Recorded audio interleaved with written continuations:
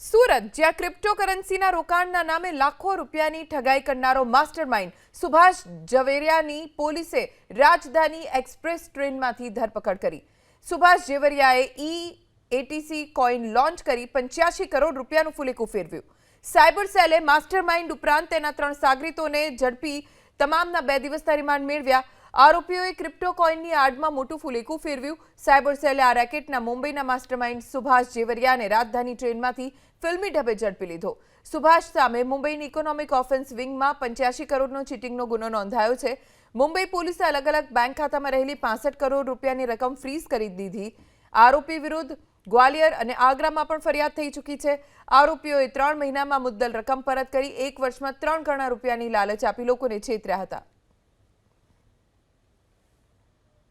સુરત, જ્યાં ક્રિપ્ટોકરન્સીના રોકાણના નામે લાખો રૂપિયાની ઠગાઈ કરનારો માસ્ટરમાઇન્ડ સુભાષ ઝવેરિયાની પોલીસે રાજધાની એક્સપ્રેસ ટ્રેનમાંથી ધરપકડ કરી. સુભાષ ઝવેરિયાએ એટીસી કોઇન લોન્ચ કરી 85 કરોડ રૂપિયાનું ફુલેકું ફેરવ્યું.